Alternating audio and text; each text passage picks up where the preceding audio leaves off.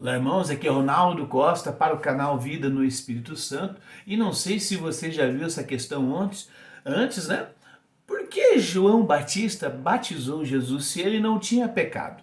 Afinal, Jesus tinha ou não tinha pecado? E esse é o assunto de hoje, o batismo de Jesus. Incendeia minha alma, incendeia minha alma, incendeia minha alma.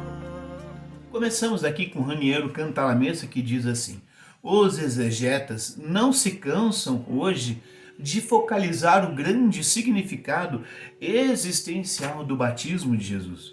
Tal importância depende não só daquilo que Jesus realizou em tal ocasião, mas também, sobretudo, naquilo que se operou em Jesus em tal ocasião. É interessante, aquilo que Jesus realizou, né, naquela ocasião, e aquilo que se operou em Jesus. São duas coisas fundamentais que nós vamos estar falando aqui nesse vídeo de hoje. Veja só, o que diz um biblista famoso chamado C. H. Dodd.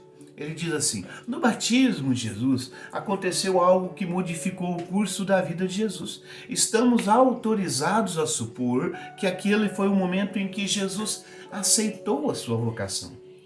Logo você vai meditando nessas palavras e percebendo, peraí, Jesus não sabia que ele ia morrer um dia, que ele ia anunciar o reino e aquilo culminaria naquela cruz? Aqui nós vamos percebendo que a vocação de Jesus foi meio que se descobrindo aos poucos. Ele também era humano e, assim como qualquer ser humano, aprende com as coisas que vão acontecendo. Também aprende com aquilo que vão lhe falando, com aquilo que ele vai olhando ao seu redor e deduzindo. Eu vejo, por exemplo, as crianças. Crianças que gritam muito é porque eles ouvem os seus pais gritando em casa. Crianças que brigam muito é porque presenciam muita briga. Mas Jesus também crescia como criança. Jesus também crescia e se formava e pensava, e a partir disso começava a descobrir a sua vocação. Não sei se você já viu um filme chamado O Jovem Messias. Eu acho que inclusive deve ter, ou na Netflix ou no Prime Video. Dê uma olhada nesse filme. Ali vai ter uma cena onde Jesus está voltando do Egito. Ele fica sabendo que o rei Herodes, aquele rei que queria matá-lo, morreu. Então ele volta com a sua mãe para a Terra Santa. Mas ao sair do Egito e estar chegando próximo à Terra Santa, que já era ocupada pelos romanos, aquele jovem Messias, né, olhou muitos judeus sendo crucificados nos caminhos que levavam para Jerusalém. Quando ele olhava, eu fico lembrando na cena, quando Jesus olha aquela crucificação, ele sente algo dentro dele. Parece que aquilo também vai acontecer com ele. A gente que conhece a história sabe, ele deve estar sentindo que aquilo também vai ter alguma coisa conectada a ele. Alguma coisa aquela cruz está dizendo para ele. E é assim. Aqui você começa a compreender o que esse autor biblista está dizendo, que Jesus foi descobrindo a sua vocação. Mas naquele momento do batismo é quando ele realmente assume a sua vocação. Olha o que diz também um outro biblista chamado Kuhlman. Foi no momento do batismo que Jesus adquiriu a certeza de que devia assumir o papel do servo de Javé. Vou deixar duas leituras para que você descubra que servo de Javé. O que é isso que está querendo dizer sobre Jesus? Vai estar lá em Isaías 42, versículos de 1 à frente, e também em Isaías 53, versículos de 1 adiante. Ali você percebe a missão do servo de Javé, o Messias, aquele que devia vir ao mundo. Ali, naquele batismo nas águas do Rio Jordão, Jesus afirma e assume a sua vocação. Não é que Jesus estava sendo lavado dos pecados, Jesus não tinha. Não, ali naquele momento acontece, nessa ocasião, opera nele a vocação máxima, a vocação do servo de Javé, e ele assume. Eu fico imaginando Jesus dialogando com a Nossa Senhora. Vai imaginando comigo, mãe, em minhas orações, mãe, eu ouço Deus me chamando, eu ouço Deus querendo que eu entregue a minha vida para Ele. O que será que é isso, hein, mãe? Que eu vou sofrer muito ao fazer isso. O que você pode me dizer, mãe? Eu fico imaginando que Nossa Senhora devia ouvi-lo. É, meu filho, Você sabe que quando você nasceu, eu fui te apresentar no templo e lá tinha um senhor que se aproximou de nós e falou que os olhos deles deveriam ver o Messias. E ele pegou você no colo assim e falou: olha, os meus olhos contemplaram a salvação do nosso Deus.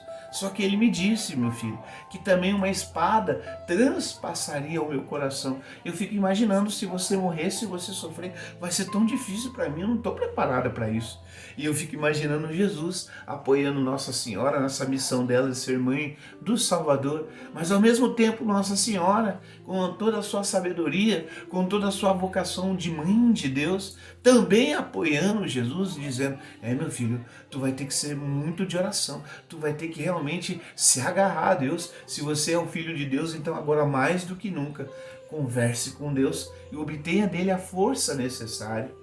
E aí nós vamos entendendo essas leituras que eu lhe falei, Isaías 42, né, a qual fala que o Espírito do Senhor vai vir sobre ele, mas também Isaías 53, que ele deve sofrer pelos nossos pecados, e agora concretizando nesse coração humano de Jesus.